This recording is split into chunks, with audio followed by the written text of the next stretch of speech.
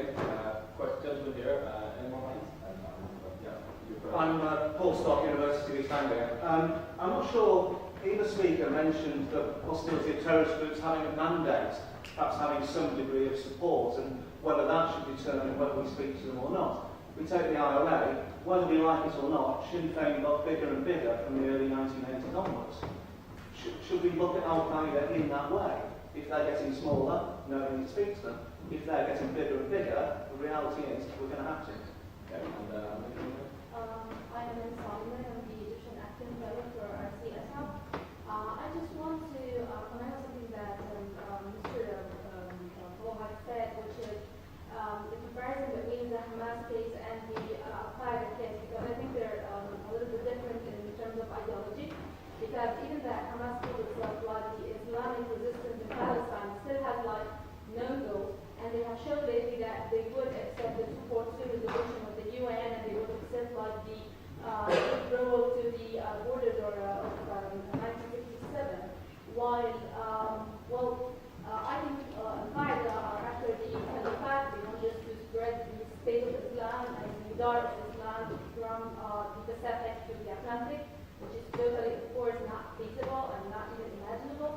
So they're having, as you said, sir, the word of God, we're following the word of God, and how can we fight that? Because for Hamas, even if they're having their violent tracks, still what they're saying is negotiable, while what Al-Qaeda is saying is totally negotiable.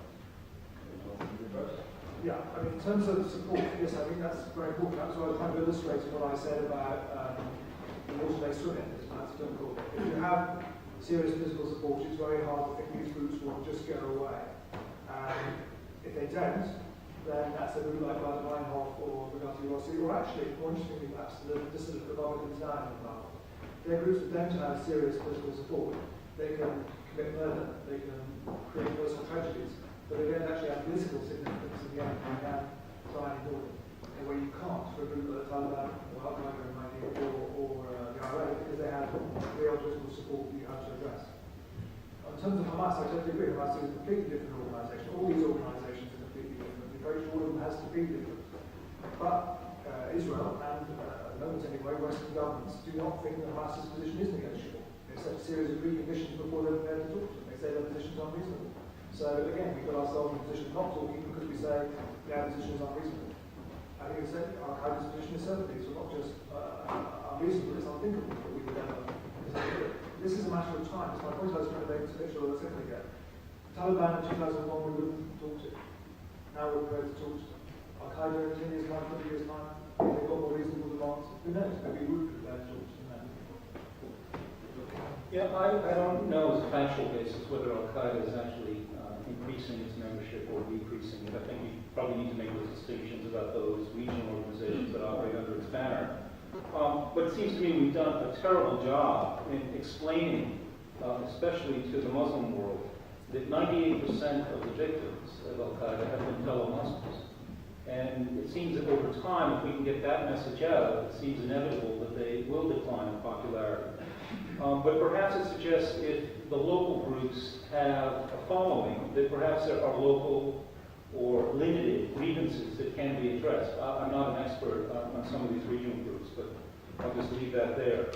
As far as Hamas, it's not my understanding that Khalid Mashab actually supports Resolution 242. My sense is that as far as they've gone, and it's been the leader of Hamas in Gaza, not the one sitting in Damascus, they've said that they're willing to have a referendum of all the Palestinian people, both in the territories and outside. And if the referendum shows support for a two-state solution, then they're willing to accept it.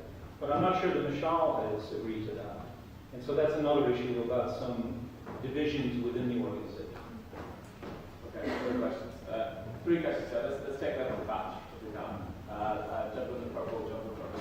John Curtis, Water Institute. Mr. Rees, you're saying that talking about Al-Qaeda smacks of peace. What does victory look like to you? If we can't kill any terrorists and we can't negotiate with Al-Qaeda, how do you think we're going to defeat them? Okay, Mary Walters, I'm a study grad student in the War Studies Department. Ambassador Rees, you talked about how if we talked to Al-Qaeda, it would be a betrayal of the 9/11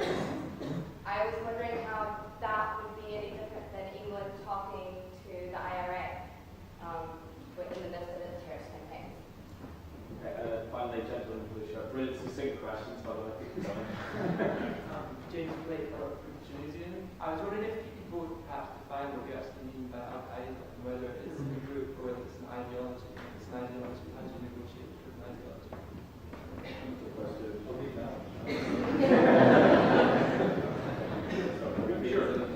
Sure.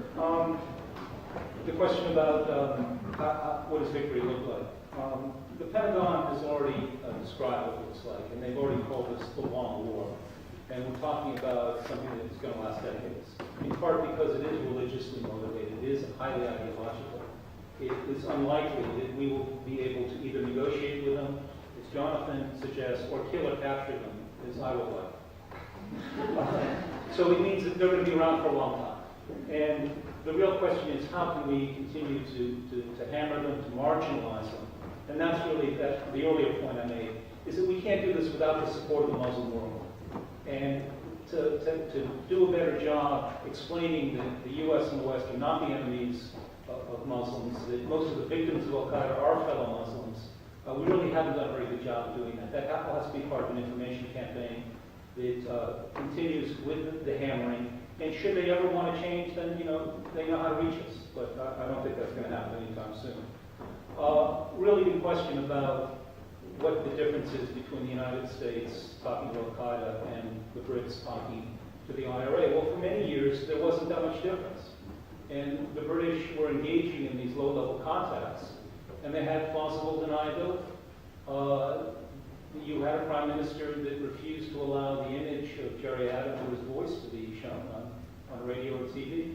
So it was problematic, and people did think that if you talked to these guys, that it was appeasement, it was a betrayal.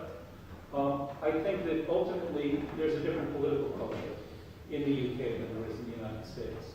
And I raised this issue with Eliza Manningham-Buller and other members of the Security Office.